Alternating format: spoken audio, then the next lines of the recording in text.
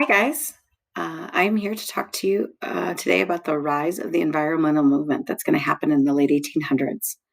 So, basically, you need to understand that as more and more people are moving west and the frontier slowly dissipates, there are some concerns over the impact that all of this westward expansion is going to have on the environment.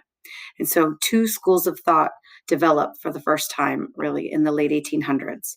On the one side, we have the preservationists.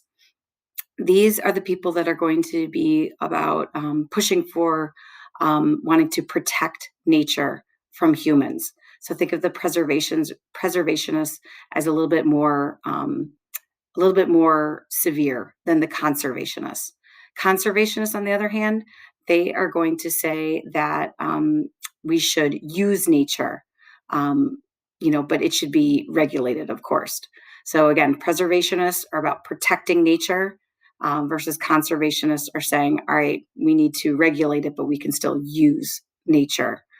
And so this debate over what do we do with the environment is going to be big in that we actually get two big things happening that'll have a long-term impact on our society. The first being we get our first um, national park being established, and that is Yellowstone in 1872, which is primarily in Wyoming. This is a huge park if you've ever been there. It's actually larger than both Rhode Island and Delaware combined. And it is credited for being the only place in the United States in which buffalo have continuously roamed, as they were on the you know verge of extinction in the late 1800s. Yellowstone helped to keep them alive, and today have over 5,500 bison roaming in Yellowstone.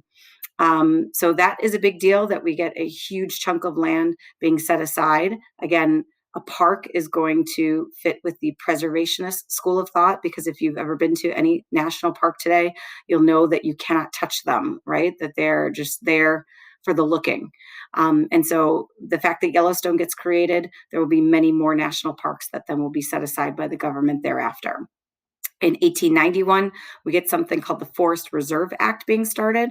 And this is going to appease more of the conservationists, because the Forest Reserve Act now gives the government the power to set aside land for forests. And so a forest is different than a park, because there is like controlled burning, for instance, in a forest. There's a regulation of it. So certain things can be used, whether it's cattle grazing, mining, logging, things like that, is showing that they can be regulated by the government. But it's still obviously making sure that all of that land is not getting destroyed. So that's the big thing, that we get this debate, the preservationists versus the conservationists emerging at this time. John Muir is going to represent the preservationist side of things.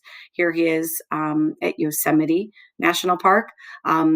You'll read about him actually more in his equivalent term in a later chapter in the progressive movement. But just know that when he founds the Sierra Club, which is a really important environmental group at the time, he is again pushing for preservation, wanting to protect nature from humans. And so, if we fast forward to today, we can see the impact of these two schools of thought and this environmental movement that starts in the late 1800s. We can see the impact of that on us today, in that we have all of these national forests, as you can see by the top map, and all of these different national parks that are set aside to this day. In fact, we have 193 million acres of national forest, and we have 84 million acres of national parks, 55 million of which are actually in Alaska. This is a big thing, in that the government is now taking a more active role in protecting the environment, and that all happened because more and more people were moving out west. So again, preservationists all about protecting nature. That would be like John Muir and the parks. So think preservationists, parks protect. You've got the conservationists that are pushing for regulating but still using nature. All right, hope that helps, guys. Have a great day.